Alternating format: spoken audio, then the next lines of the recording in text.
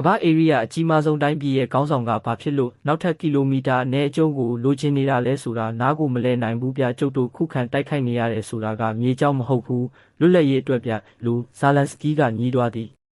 တရုတ်သမ္မတရှီကျင်းဖျင်နဲ့မျှတတဲ့ကုန်သွယ်မှုသဘောတူညီချက်မျိုးအကောင့်ထဲပေါ်ဖို့မျှော်လင့်ကြောင်းဘေကျင်းနဲ့တင်းမာမှုတွေဖြေလျှော့ဖို့ဆန္ဒရှိကြောင်းထရမ့်ကပြောကြားလိုက်ပါတယ်မြေရှားသတ္တုနဲ့အကျက်ခံလိုက်ရတဲ့နောက်ပိုင်းထရမ့်ဘက်ကလေတံပြော့သွားတာလို့သုံးသပ်ကြတယ်အမေရိကန်လိုအပ်တဲ့မြေရှားသတ္တုတွေတခြားနည်းလမ်းနဲ့အလုံအလောက်ရရှိနိုင်ဖို့5 နှစ်လောက်ကြာမယ်လို့သုံးသပ်ကြပါတယ်တရုတ်နိုင်ငံကမြေရှားသတ္တုနဲ့ပတ်သက်ပြီးကမ္ဘာလုံးဆိုင်ရာထောက်ပံ့ရေးကွင်းဆက်ကိုထိန်းချုပ်ဖို့ကြိုးပမ်းနေချိန်မှာအဆိုပါမြေရှားသတ္တုဆုဆက်မပြတ်ရရှိရေးသဘောတူညီချက်ကိုထရမ့်နဲ့ဩစတြေးလျဝန်ကြီးချုပ်အန်တိုနီအယ်ဘာနီးစ်တို့ဒီနေ့တနင်္လာနေ့ဒေါ်လာ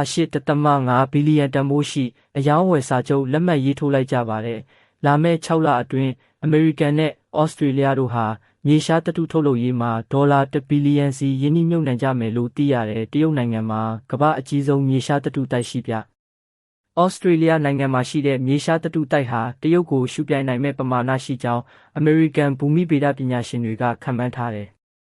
ဝါရှင်တန်မှာဇာလန်စကီးနဲ့တွေ့ဆုံဆိုထရမ့်ဟာဆွေးနွေးလက်စအကြောင်းအရာကနေမစီမဆိုင်သူ့ကိုနိုဘယ်ငြိမ်းချမ်းရေးဆုမပေးလို့မကျေနပ်တဲ့အကြောင်းတွေပြောခဲ့တယ်လို့ The Washington Post သတင်းဌာနကဖော်ပြတယ်။အနောက်နိုင်ငံလူမှုအဖွဲ့အစည်းတွေကတော့အထူးသဖြင့်နိုင်ငံရေးသမားတွေနဲ့မီဒီယာသမားတွေထောင်ပေါင်းစုံကနေထရမ့်ကိုဖိအားပေးနေကြပါပြီ။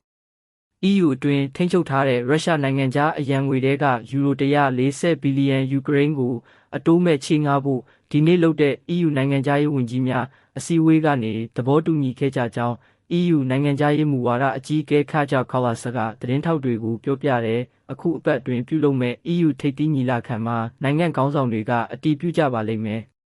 ဒီငွေကိုချေးငှားတဲ့မတင် EU နိုင်ငံတွေအကြားကာလရှည်ညှင်းခုန်နေခဲ့ကြတာပါထရမ့်ရဲ့ယက်တီချက်ရင်းရိုင်တယ်လို့ဖြစ်လာတိုင်း EU ဘက်ကမမထန်ထန်တုံ့ပြန်လေရှိတာကိုမြင်ရပါမယ်ယူရို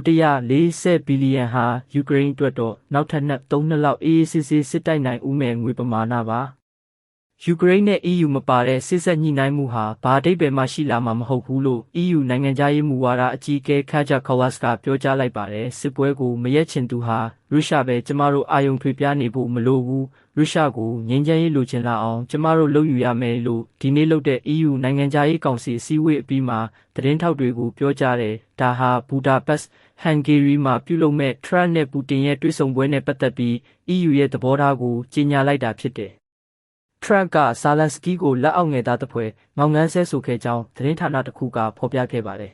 ။ကမ္ဘာဧရိယာအကြီးမားဆုံးတိုင်းပြည်ရဲ့ခေါင်းဆောင်ကဘာဖြစ်လို့နောက်ထပ်ကီလိုမီတာအနည်းအကျ